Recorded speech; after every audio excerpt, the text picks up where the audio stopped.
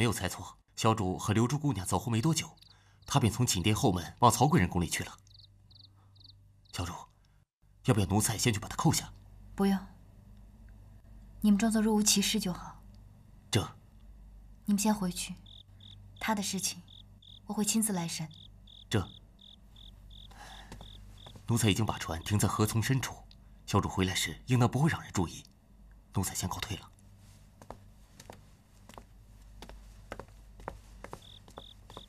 替我更衣吧。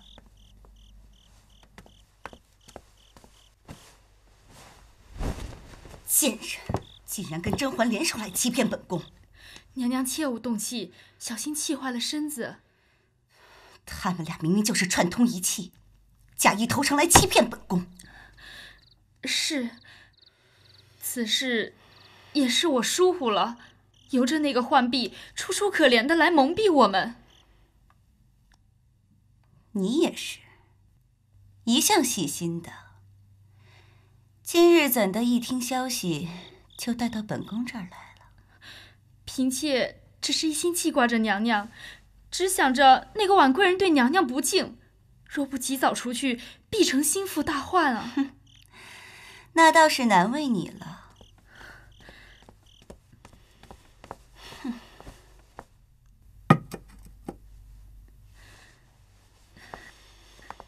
娘娘，您闻着这欢宜香，就消消气儿吧。皇上他再怎么生气，也是太过在乎您的缘故啊。就怕只见新人笑，不闻旧人哭了。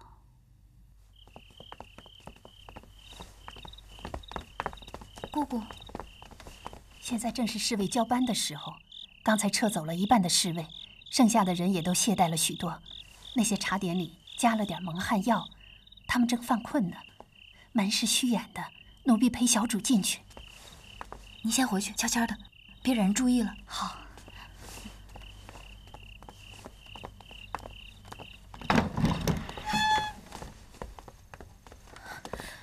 姐姐，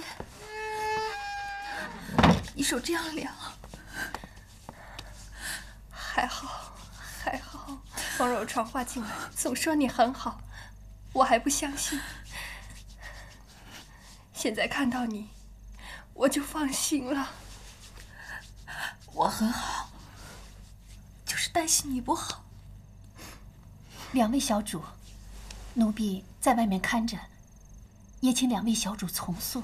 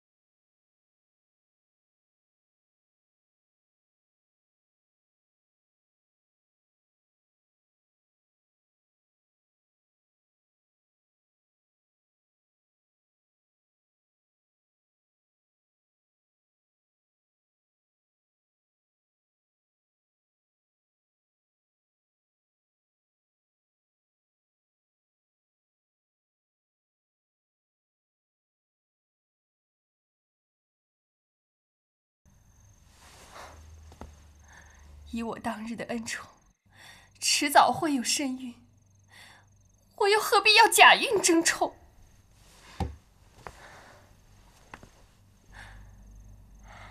他们故意让你以为自己怀孕，再指证你假孕争宠。恐怕从姜太医给你方子开始，到刘本来侍奉，都是有人一手安排的。他们一早就布好了此局，利用我求子心切，只待我自投罗网。都怪我自己不中用，吃到茯苓，拿了沾了血的衣裤出来，我竟然不知道，我其实根本就没有身孕。皇上本想再扶持华妃协理六宫，若非今日我引她入局，恐怕来日我与玲珑都是岌岌可危了。我已经是不中用了，你能救我出来是最好。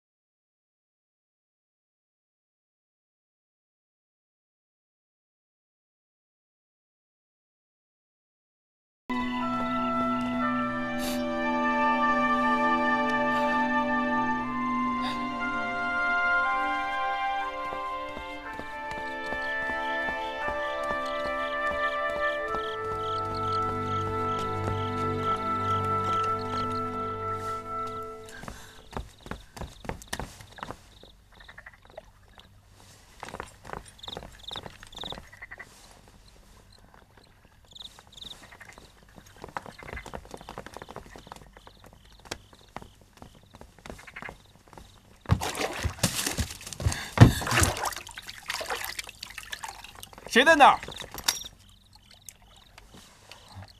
谁在船上？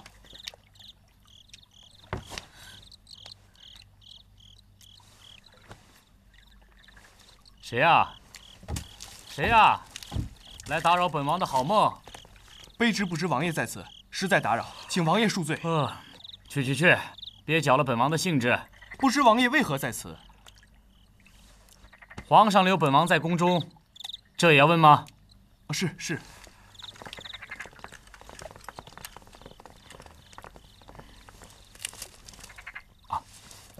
没事了。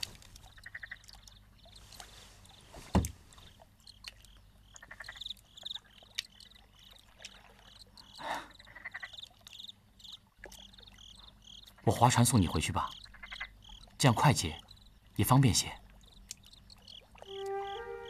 多谢王爷。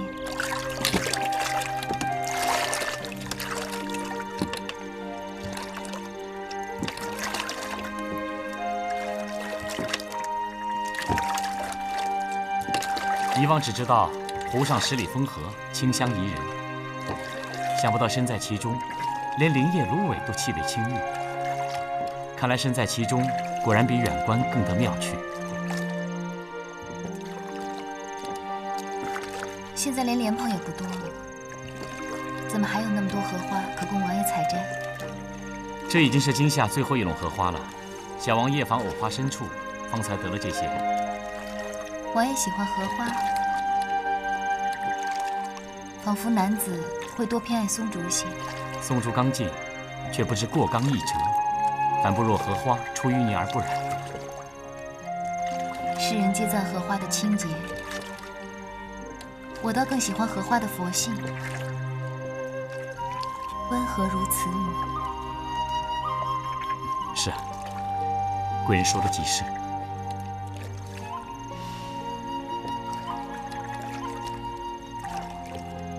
仿佛有杜若的气味，只是不该是这个季节所有的。贵人好灵的鼻子，是小王所有。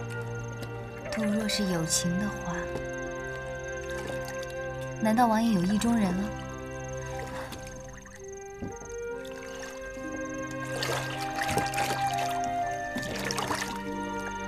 今日与美同舟，才是真正的乐事。竟让小王有与西施共乘泛舟太湖之感。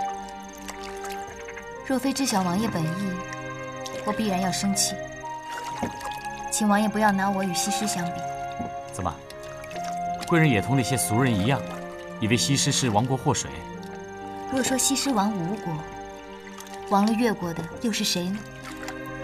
贵人通情达理，何故说刚才的话？范蠡是西施的爱侣，却亲手将西施送去吴国为妃，何等薄情！纵然后来西施摒弃前嫌，与之泛舟太湖，想来也不负当年初见的少女情怀了吧？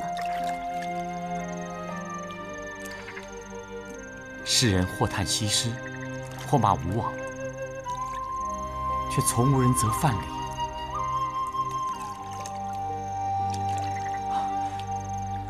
贵人妙思，小王自叹不如。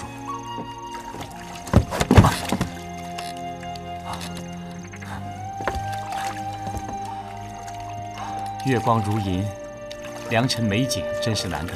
良辰美景奈何天？王爷也读《牡丹亭》。小王最中意这一句：情不知所起，一往而深。生者可以死，死亦可生。果真情之一字，若问情由，难寻难觅。世间情爱不知所起，不知所终。王爷有幸可寻一往情深之人，我与皇上朝夕相对，但愿也有此情。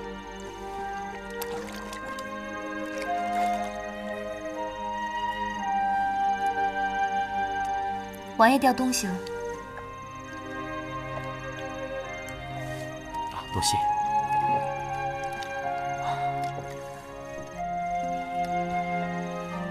这枚荷包是我的心爱之物，若方才遗失了，必是大憾。一枚荷包而已，王爷言重了。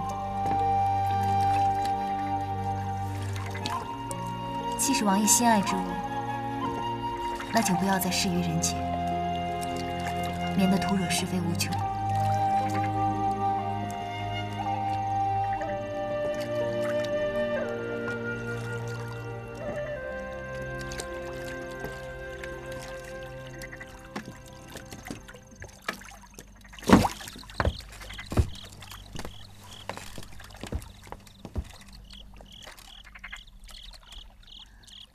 我还有一事相求王爷。但说无妨。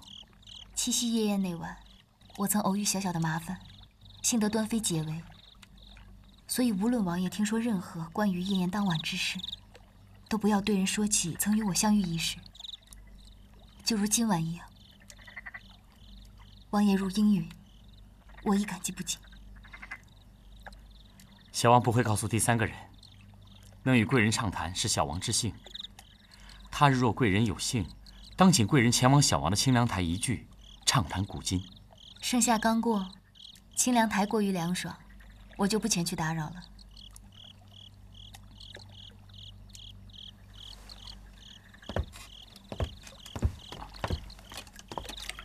告辞。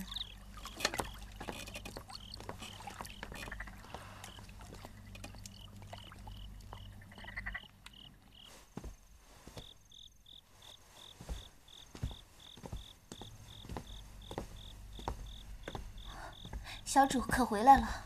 浣碧，给我倒杯水来。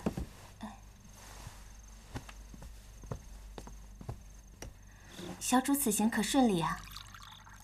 这么晚没有回来，我真担心。担心什么？担心小主的安危啊。我没事儿，只是华妃可怜了。皇上斥责了她，连温宜公主也不许她见了。原本皇上还要复她协理六宫之权呢，现在只怕是自身难保了。皇上斥责了华妃娘娘。是啊，谁叫她偷鸡不得反蚀一把米，害人不会有好报的。浣碧，你说是不是？小主说的自然是对的。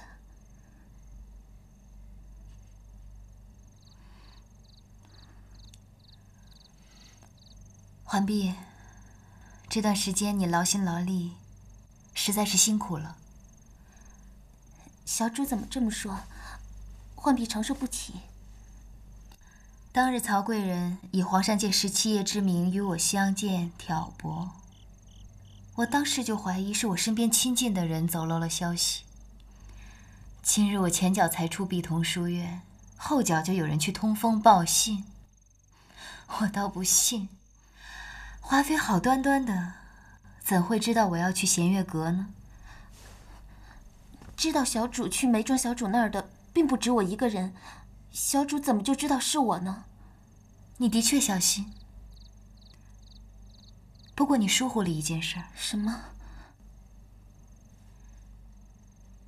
外头进贡的一小盒蜜合香，皇上全给了我，我又全部转赠给了曹贵人，亲眼见他放在内室之中。若真如你所说，对我并无疑心，又怎会出入他的内室？你身上又怎会沾上蜜合香的气味呢？我没有啊。你若不肯承认，大可问问自己身上有没有蜜合香的气味。这香味一旦沾上，便会数日不退，且香气幽微，不易察觉。你还不说实话吗？小主。不过我还是要谢谢你，若不是你去通风报信，我今日又怎能轻易扳倒华妃？只怕华妃现在会恨你入骨，还以为是咱们主仆联手呢。吃里扒外的事儿我见多了，想不到如今害我的是我的亲妹妹。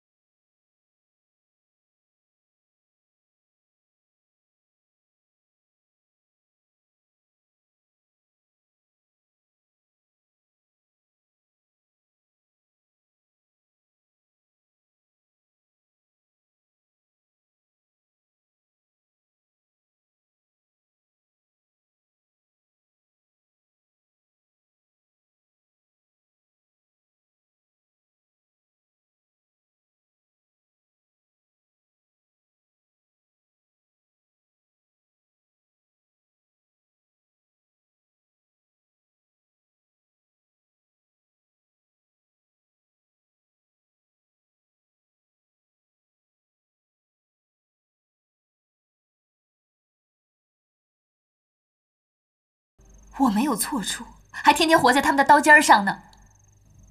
皇上若真的恼了我，你那几分像我，也只能让皇上厌弃，不惹来杀身之祸，就已是万幸了。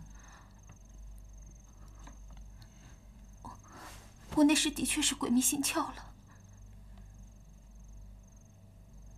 你那一念之差，就几乎断送了我们姐妹情分。你可知，我也有羡慕你的时候。你与我不同，我已命定，不得不认命。而你，还有机会在这世间的好男儿里，选一位自己喜欢的人，与他白头偕老。在这宫中，我虽不能与你姐妹相认，到时候我会让你认父亲为义父，从甄府出嫁。你娘的牌位，自然也可以入甄氏祠堂，你的名字亦可入族谱，你的心愿也可以了了。长姐，浣碧糊涂，不知道长姐是如此用心待我。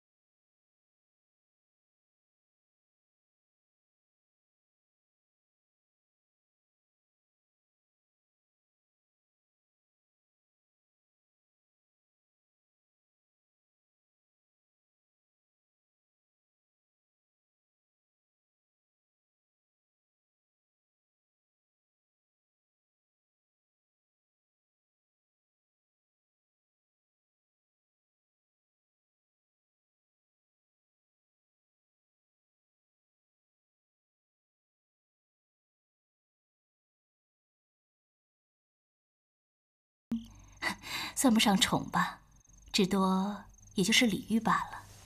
在这后宫之中，许多人是隐藏了锋芒的。若真是一无是处，又如何能在华妃之下隐居这么多年呢？此番的事，奴婢疑虑的倒是曹贵人。小主，你想，纵然华妃是个极尽之人，可是曹贵人却是相当谨慎的。就算是小主故意放了浣碧去密报，那曹贵人怎么就让华妃来得那么快呢？难道是他没有好好的为华妃留个神，还是他完全相信了浣碧的话？难道是曹琴墨故意纵了华妃而来？如果上次温宜公主的事情不是曹琴墨所为，那就是华妃主谋。曹琴墨就这么一个爱女，他们之间就此生了间隙，也未可知啊。所以如此看来，这一局倒是更加错综复杂呢。多加些蜜，要不吃的太酸了。哎，听皇上身边的小夏子说，最近果郡王不尽跟陪皇上下棋看画，跑去游历蜀中去了。关咱们什么事儿？他是王爷，爱去哪儿去哪儿，又不比咱们一抬头就是这四角四方的天。看你这满腹牢骚的样，什么时候嫁出去了才由得你逛呢？看你这满嘴嫁不嫁的，莫非你想嫁啦？别胡说，小心我撕了你的嘴！阿弥陀佛，你说你就急，你这么惦记果郡王来不来宫里，不如你就嫁给果郡王。越说越疯魔了，再胡说，小心我真的不理你了。哎呀，好姐姐，你就当我开玩笑嘛。要是哪天真的被我说中了，你再谢我也不迟呀。哎，让你胡说，让你胡说！你站住！怎么了？再看你的样子，再让你胡说！皇上，皇后娘娘还在沐浴更衣呢，您若是乏了，就先睡下吧。正在看苏轼的词啊，10年生死两茫茫，不思量，自难忘。绝妙好词，字字锥心呐。皇上，奴才不懂这个。你不懂，皇后也未必懂。若是婉贵人在，却能与朕说上一说。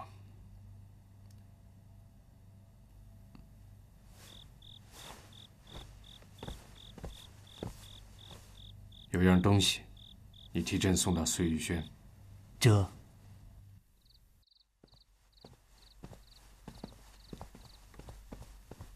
小主，苏公公来了。小主啊，叨扰小主安睡是奴才的不是。公公这么晚过来，有事吗？皇上有一物要奴才务必转交小主，希望小主良夜好梦。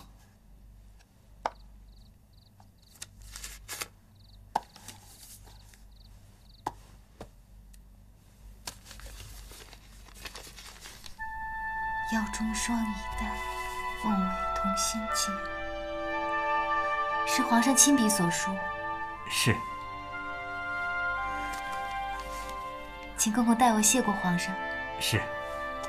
恭喜小主。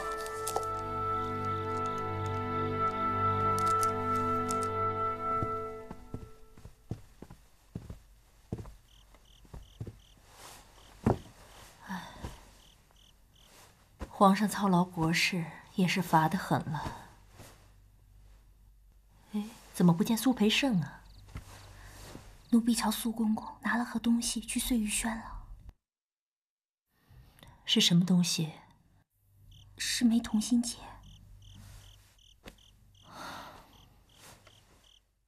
娘娘别生气。本宫有什么好生气的？皇上在回宫之后没去过华妃那里吧？日常倒是常常见的，只是没叫华妃侍寝。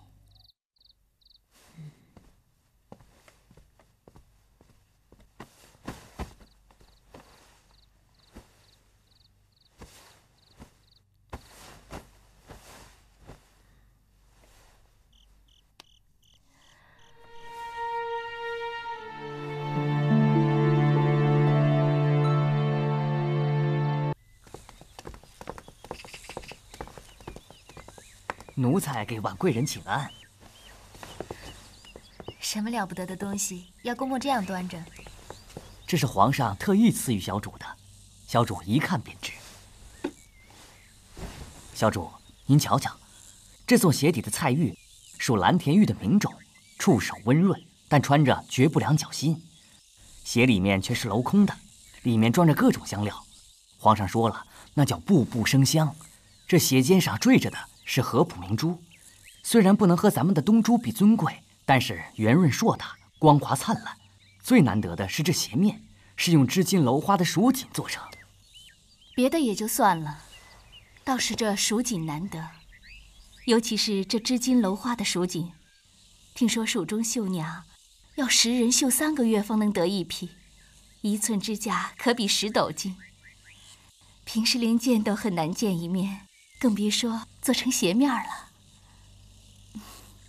多谢皇上。只是这蜀锦是从哪儿来的？我记得蜀中的贡缎2月时才到过，只送了皇后和太后宫中，新到的总得明年2月才有啊。这才是皇上对小主的疏宠嘛。蜀锦局有了新的花色，千里迢迢送来，就这么一匹，皇上就命内务府连日赶制了出来。